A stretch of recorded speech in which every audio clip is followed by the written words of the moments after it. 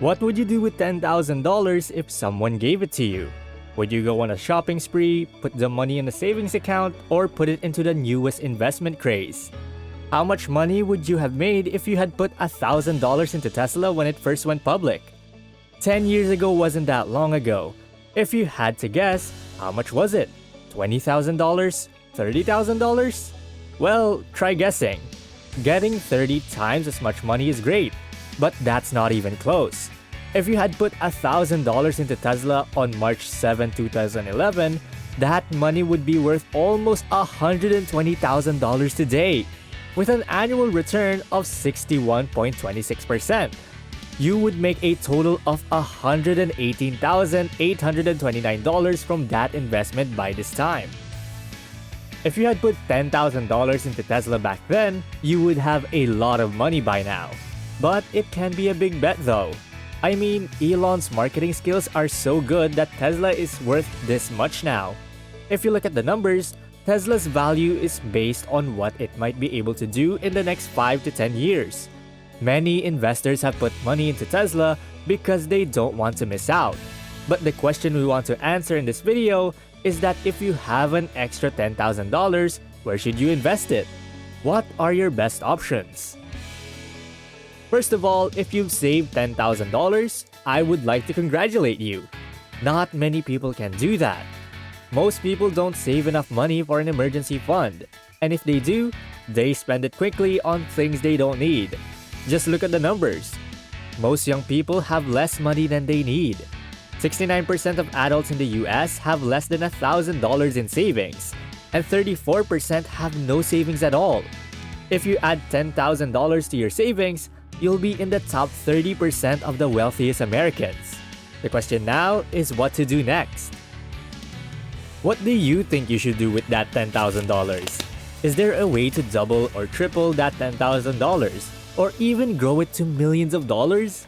In this video, we'll take you to the 5 things you need to do if you have $10,000 in the bank. If you're new to the channel, hit the subscribe button and that little notification bell icon so that you don't miss out on any of our video updates. Plus, it helps us spread the Thrive Wise love to help more people thrive wisely. Now, let's begin. Number 1. Wait for an opportunity to strike. One of the biggest problems I've had is the fear of missing out. Every day I leave the money in my bank account and I feel like I'm losing money. First, because inflation lowers the real value of my money, and second, I'm missing out on the potential returns I could get just by putting my money in the S&P 500. But after making a lot of mistakes, I've learned not to rush. You don't need to worry if you miss a market rally. The market will always go up and down, so don't try to get the most out of every little chance. Instead, pay attention to the big wins, and if you're not sure, just keep your money. Remember Buffett's 2 most important money rules. Don't lose money and don't spend more than you earn. Rule number 2, don't forget the first rule. When you're sure that an opportunity is once in a lifetime and that $10,000 could make you a millionaire, then go for it. Number 2. Consider investing in startup companies. The stock market can do amazing things, especially when a company is about to make a big change in an industry. In 10 to 15 years, the stock market can grow by a huge amount. I'm not talking about 10 or 20, but a few thousand%. Amazon, for example, has grown by 212,000% since it went public in 1997. That's more than any other stock. $10,000 invested in Amazon in 1997 would now be worth $21.3 million. But Amazon is not the only company that has ever done this. There are several businesses that have developed like Amazon. For example, Best Buy. A $10,000 investment on Best Buy in 1990 would now be worth $10.9 million because it has generated a total of 108% since then, or about 26.2% annually. It's simple to feel bad for passing up on such an opportunity, but you shouldn't, because the next hot stock will always be available. Every day, dozens of startups try to disrupt everything, So one way I would invest an extra $10,000 is by putting it into a few tech startups that seem to have the potential to revolutionize a particular industry. I wouldn't pick just one because I might end up placing the wrong bet, but dividing it among 3 or 4 startups could result in a significant long-term profit. Number 3. Roth IRA. We occasionally talk about how wealthy individuals develop creative strategies to escape paying taxes, although there is a straightforward way for anyone to avoid paying taxes. They choose not to do it, and we blame the system for being crooked. If you utilize a Roth IRA, an individual retirement account, you may invest in things without paying taxes on them. Wait, no taxes? Isn't that a scam? How is it done?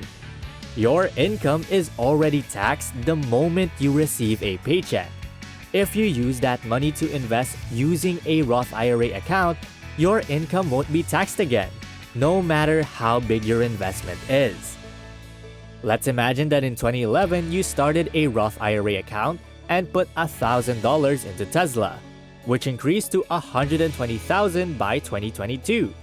If you keep that money until you are age 59, you will not be required to pay taxes on it. You can withdraw your initial investment, which in this case was $1,000, while still remaining tax-free. However, if you want to avoid paying taxes on your profits as well, you should hold on to that until you are 59.5 years old. The following year, if you do the same thing through your Roth IRA account and continue doing so until you are 60 years old, you will end up with $3.2 million that you don't have to pay taxes on. In fact, every year you can withdraw your initial investment tax-free. Peter Thiel is one of the people who took full advantage of this. In 1999, he used his Roth IRA account to purchase $1,000 worth of PayPal stocks. He was even awarded a special prize because he was one of the company's founders. By the end of 2019, Thiel's Roth IRA account has grown to a whopping $5 billion, and guess what? Tax-free! How cool is that? Okay, we're about halfway through this video, so I'd like you to help me out in some way. Immediately pause this video and please do me a huge favor by clicking like, and if you are new, kindly click subscribe. If you did, you're great, and we really appreciate your help. Rest assured, we'll bring you more videos that will help you thrive wisely. And going back. Number 4. Try opening a business. When investing in stocks or other assets, you have very little control over it. Other people decide what to do with your money, and the growth of your money depends on how hard other people are going to work. But when you put it into business, you have a lot more control over it. If you have family or financial obligations, you might not want to go down this path because there is a higher risk of losing your money if you are starting any business. But if you are in your 20s, then it could be exactly what you need. Yes, I am fully aware that $10,000 is not much money when it comes to building a business, and that having a large sum of money makes things much simpler. But the point is that $10,000 is sufficient to get you going, especially if you are starting an online business, where people can do so much for less money.